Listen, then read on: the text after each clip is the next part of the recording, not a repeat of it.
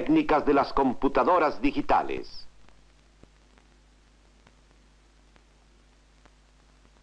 Programación.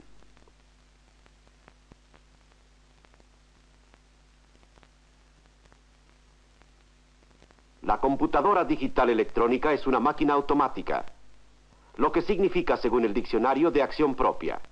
Y esto es cierto. Lo único que hay que hacer es oprimir el botón de arranque y la computadora comienza a trabajar. En su interior, la unidad de control dirige cada paso, ordena cada operación en el momento apropiado y funciona en microsegundos. Pero control significa solo obedecer órdenes que se han dado a la computadora como parte de un proceso que avanza en forma lógica desde el planteamiento del problema hasta su solución. Aquí existe un trabajo cerebral, pero se concentra por completo en una fase: el programa. La serie de instrucciones que detallan la operación completa paso a paso. La programación es el trabajo de la preparación de los programas. Los programadores son las personas que lo realizan. El proceso de programación se puede dividir en tres partes: el análisis del problema para determinar los factores y el mejor método para obtener la solución; la construcción de un diagrama de flujo de las operaciones que desarrollará la computadora; y la codificación de las instrucciones, que las convierte en lenguaje de computadora. El propósito de esta película es mostrar en forma breve y general lo que significan estos pasos. Un buen programador conoce la materia a la que corresponde el problema, así como los métodos de operación de la computadora, sus capacidades y limitaciones. No necesita comprender los circuitos electrónicos, pero debe conocer la lógica del funcionamiento de la computadora. La programación incluye la definición del problema, la selección del método que habrá de seguir la computadora para encontrar la solución y la recopilación de los datos que habrán de ser puestos en orden por la máquina. El programador quizá decida dibujar un diagrama de proceso como ayuda para organizarse.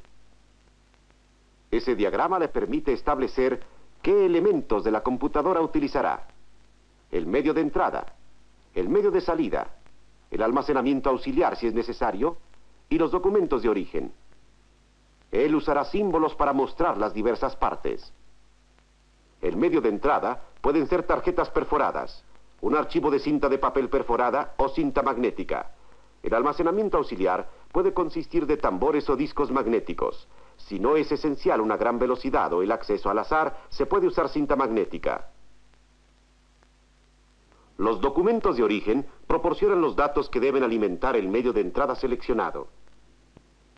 El medio de salida puede ser tarjetas, cinta de papel, cinta magnética o informes que requerirán el uso de una máquina impresora de alta velocidad. A propósito, estos símbolos se han adoptado como normas militares. En la elaboración del diagrama se seleccionan los recursos más adecuados para el problema por resolver.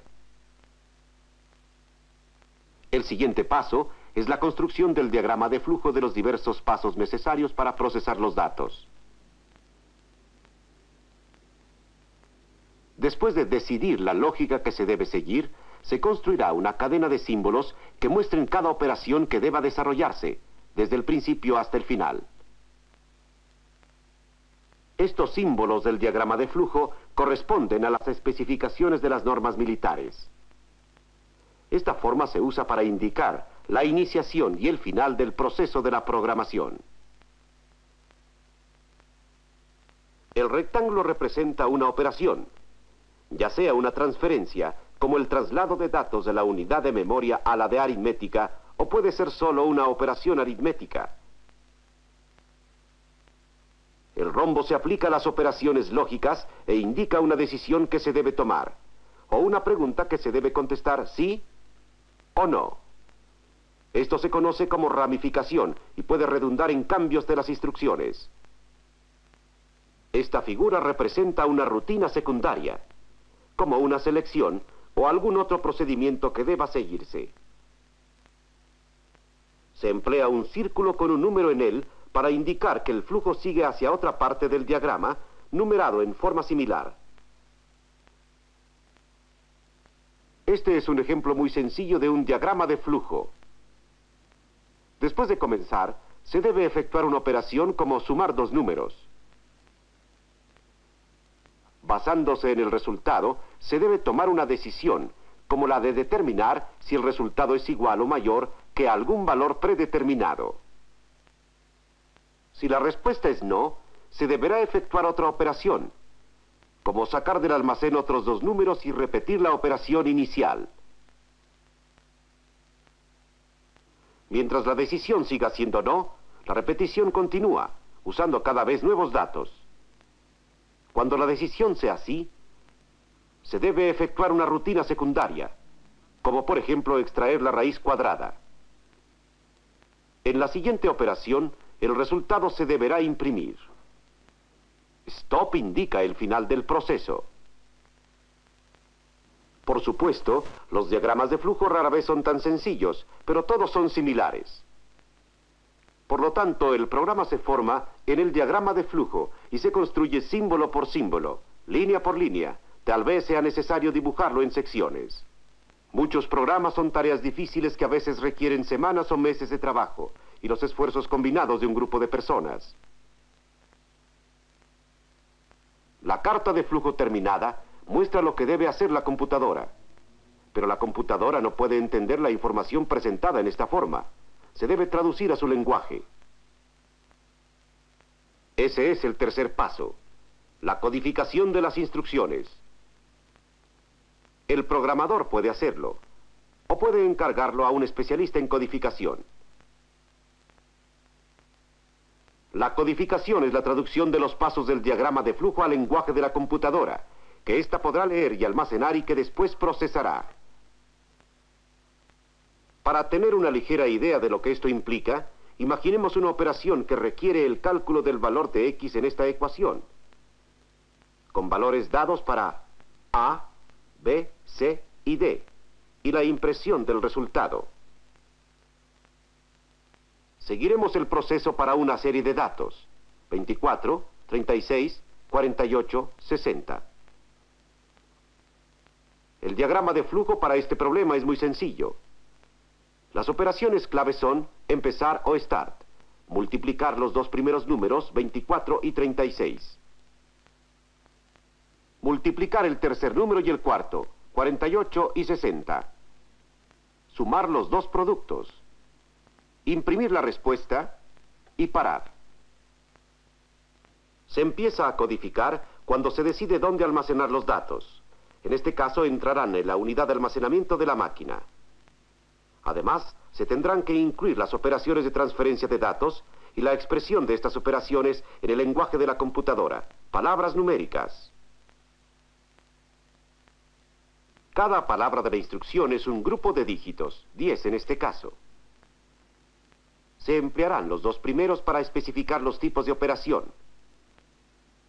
Mediante números clave, como 21 para transferir del almacén y multiplicar. 22 para transferir del almacén y sumar. 23 para transferir del compilador al almacén. Y 24 para transferir del almacén e imprimir. Los 4 dígitos siguientes y los 4 últimos representarán la dirección de almacenamiento de los datos. Esta es la primera palabra de la instrucción.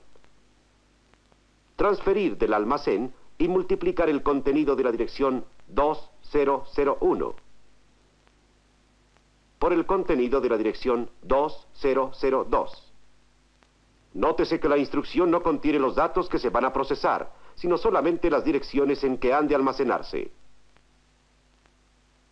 Siguiendo después estas instrucciones, la computadora multiplicará 24 por 36, y como la mayoría de estas máquinas, dejará el resultado, 864 en este caso, en el compilador de la unidad aritmética.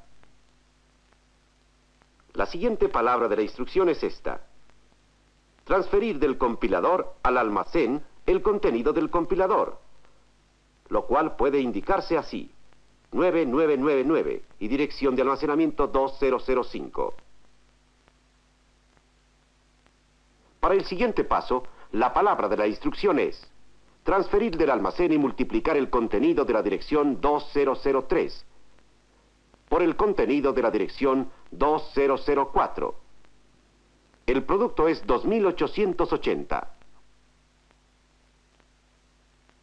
La cuarta palabra de la instrucción es transferir el producto del compilador a la dirección de almacenamiento 2006. La quinta palabra ordena transferir del almacén y sumar el contenido de las direcciones 2005 y 2006, es decir, 864 más 2880. La siguiente instrucción es transferir del compilador a la dirección de almacenamiento 2007. Resultado 3744. Y la última instrucción, la séptima, ordena a la máquina transferir del almacén e imprimir el contenido de la dirección 2007.